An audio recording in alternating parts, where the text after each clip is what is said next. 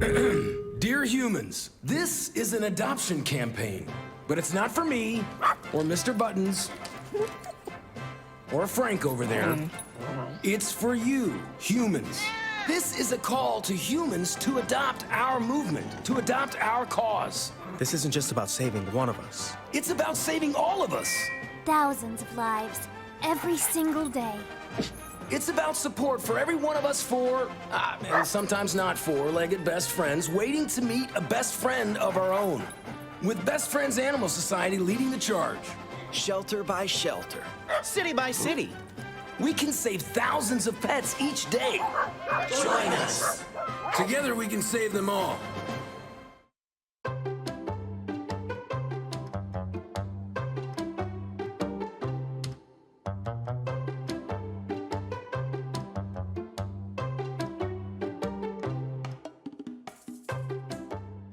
Thank you for joining us for Pet Connect. I'm Tara Douglas.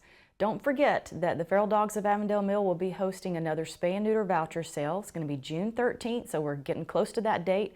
Please share that information with your friends and family. We will have those vouchers for $30, and that's to get your dog or cat, doesn't matter if it's male or female, fixed. And the Alabama Spay and Neuter team will be there with us to answer any questions and to help you with any of the logistics of getting your animals up there. And don't forget, the Alabama Spay and Neuter is in Irondale. You can take your pet yourself, or we also have a transport that comes down to Home Depot, so you don't have to drive all the way to Avondale to get this wonderful service. So it's for Talladega County residents, Coosa County residents, and it's $30. So make sure that you share with your friends. If you have any questions, please message the Feral Dogs of Avondale Mill or email us at theferaldogsofavondalemill@gmail.com. And remember, you're going to have cash or check when you're there. And you will have to make sure that your animals have a rabies information before you make the appointment, or they can do the rabies shots there at Alabama Spay and Neuter. And their team will be there to discuss that with you on Saturday, June 13th. We'll be there at 9 a.m., so make sure you get there early and line up because we're there until we run out of vouchers. And so make sure that you get in that line because we'd love to have more animals spayed and neutered around here. So don't forget, June 13th. And then also come out this weekend to the shelter. We will be walking again 11 to 1, and you can meet this precious dog, Mia. Mia is about a year old, and she's been at the shelter a couple of months now, and she is good with people. She's good with other dogs. She's a smaller dog. She's about 35 pounds, and with her being a year old, she's as big as she's going to get. So she is a great, smaller, medium-sized dog. But come out to meet her and all of the other dogs that we have at the shelter. We have so many that are available, and so many cats that are available too.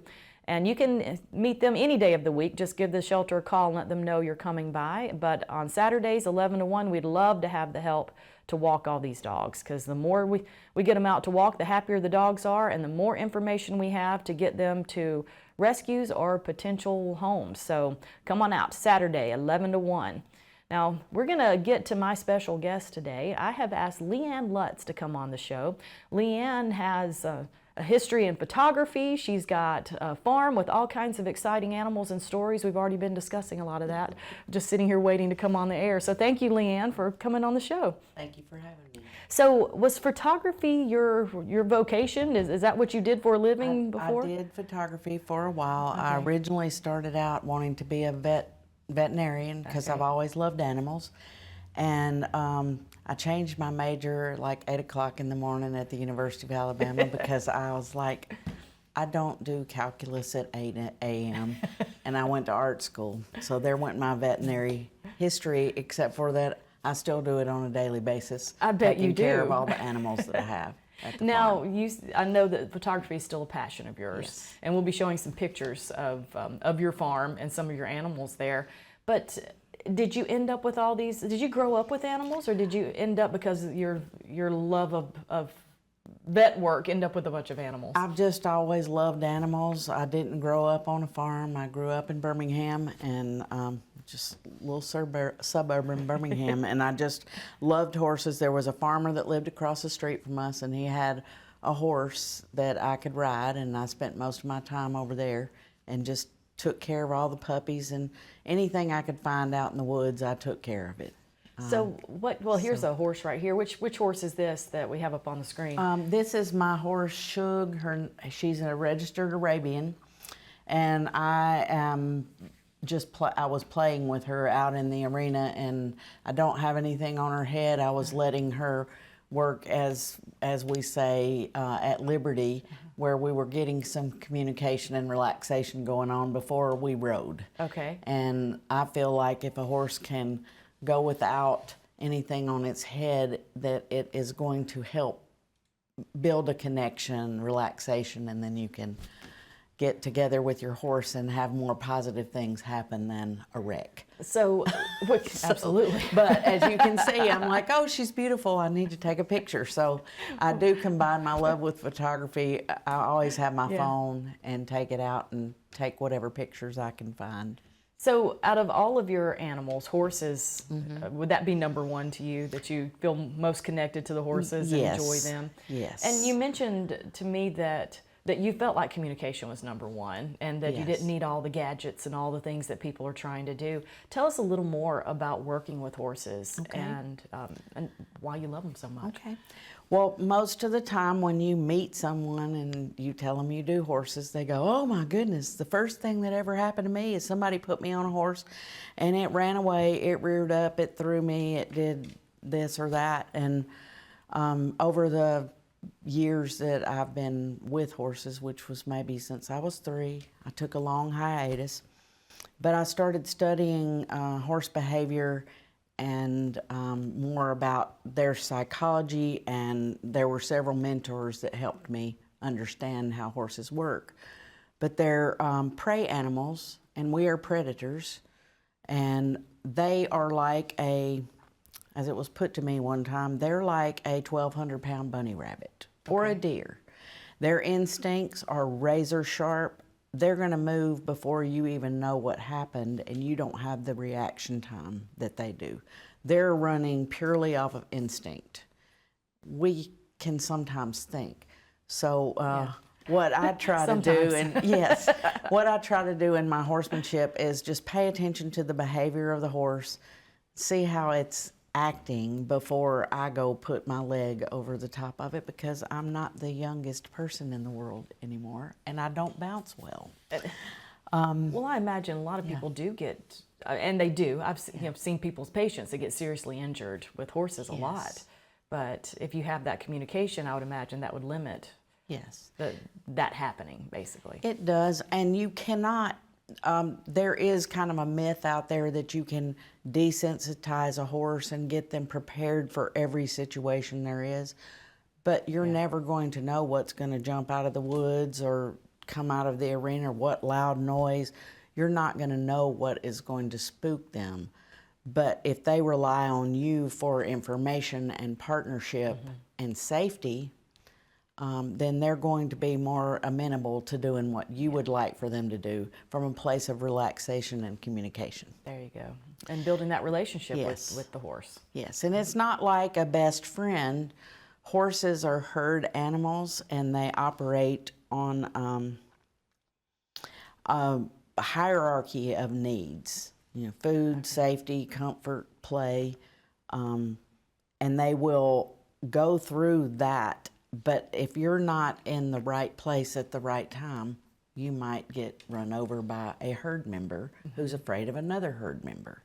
So you have to learn how to read the horse, know what it's kind of thinking in order to keep you safe, because you don't weigh as much as that. Not nearly as much. And horses will take hide off of each other. They will bite, they will kick, they will do anything to get another horse to move out of its space because it might be the boss. And so they are constantly paying attention, and I feel like if we're going to be in horse world as a person, that we need to pay attention to the language of the horse. It keeps us safer. And you have how many horses? I have 4 and 4 donkeys. Okay. And the donkeys are even more And there's a picture of the horse. I thought that was a really interesting photo you took with them in the fog, right? Yes, that's just looking out to the pasture one early morning. Cora Bell, the donkey, who is a crazy little schemer, she goes between pastures wherever she wants to.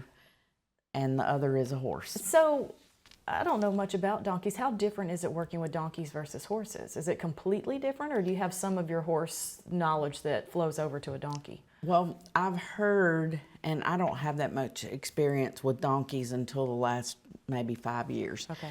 But donkeys are an extremely cold-blooded animal. A horse, you have your warm bloods and you have your hot-blooded animals. Thoroughbreds, Arabians are hot-blooded. That means that they're going to run a long time before they stop and go, what happened? Okay. A donkey is going to stand there and go, what happened? And it might move, it might not do anything but just throw a quick kick because it's not afraid. An Arabian or a thoroughbred might run away. Okay. A draft horse is another cold-blooded horse. So I've heard that you have to treat a donkey or a mule like you should treat a horse. Okay. And that means you have to use psychology and patience and cunning. And if you force a donkey, in my experience, it doesn't go well in the end. They remember. So with a donkey, is it more, because you mentioned that a horse is basically prey, but has a donkey lost that instinct of being prey? They're just like, whatever. Well, I don't know that it's lost its instinct of being prey, but a lot of people use them as guard animals. Okay. Like I have them in the pasture with the cows, and I know if a coyote or a stray dog comes in, the donkeys are going after it. Okay. So they're a protector, but they're not going to run away from fear. They're going to stand there and fight. Okay. A horse might Run use away. its skill of flight. So we were talking before, and you have Pyrenees also. So you have Yes. dogs Yes. that are there to protect your animal. So you've got the donkeys and the dogs that are there. Do they get along? Not really. Okay. My Great Pyrenees Anatolian Shepherd mixes live in an electric fence. And there's a picture of one that's with the- Newman, my oldest one. I think he's about 4, and he's looking rather bored with doing his job. I was about to say, is he happy with all of those birds? He's happy if he goes outside and runs around and goes swimming, runs around the woods and does his territory, and he'll come right back and go, I got to go to work. So will the Pyrenees protect your animals from stray dogs? Yes. Do you have a problem with stray dogs and neglected in that area? Or? I haven't had many come onto the property, but my dogs are in an electric fence because Pyrenees are known for roaming around and claiming territory. So the donkeys are in the pasture right now. The Pyrenees are in taking care of all the birds. Okay. But they do let us know when the coyotes come around. Okay. So the donkeys are taking care of the cows. And would you say they And take care of the horses too? They take care of the horses, and they do the perimeter around the electric fence where the dogs do the birds. Birds. Okay. So tell me, you were telling me some funny stories about birds. Now you also said that this morning you were trying to hatch chickens before you got in the car to get here. Yes. So tell me about your birds. I have about 40 or so laying chickens and a lot of roosters, and Well, I've there's the got, turkeys. That's the Tom, and he doesn't have a name. I just call him Turkey, and he's a Royal Palm turkey, and He's beautiful. Thank you. He's about 4 or 5 years old, and he's very sweet, and he's got 2 hens, and they laid eggs, and we hatched the eggs in the incubator because the turkeys aren't very good at keeping the eggs going. Okay. They're good at hatching chicken babies, but not turkey babies. Okay. Well, that's bizarre. Yeah. Well, they'll sit on a mixed nest, and a chicken will hatch in 21 days. Turkeys take 28. So when the chickens hatch, they jump off the nest with the baby chickens, like, and job they done, think, they think there's my little clutch.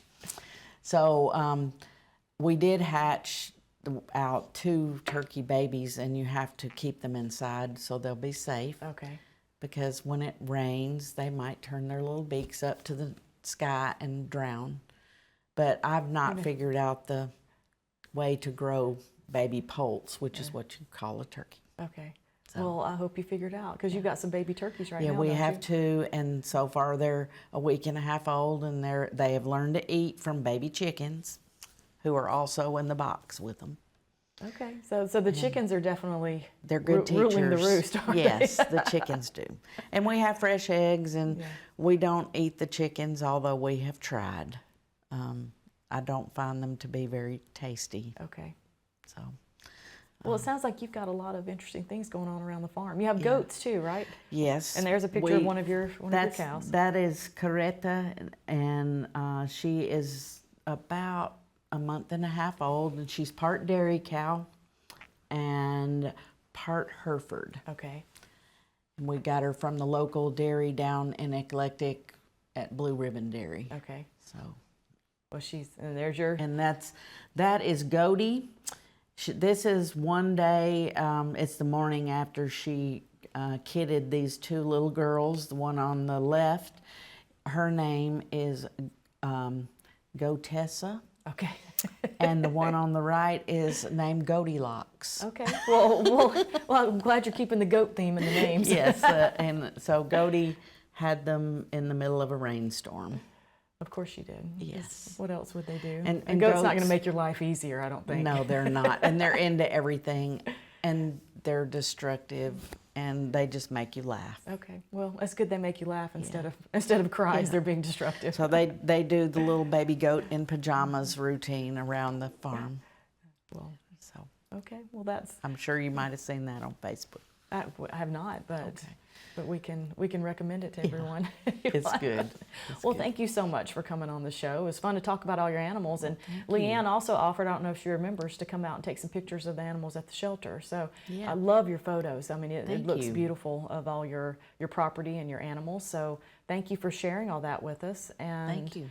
She's heading up to some horse training, so I hope all that Yes. goes well. It will. And we appreciate you coming on the show. And don't forget, everyone, we have our spay and neuter voucher sale coming up June 13th. I'll keep reminding you each week until we get to that date.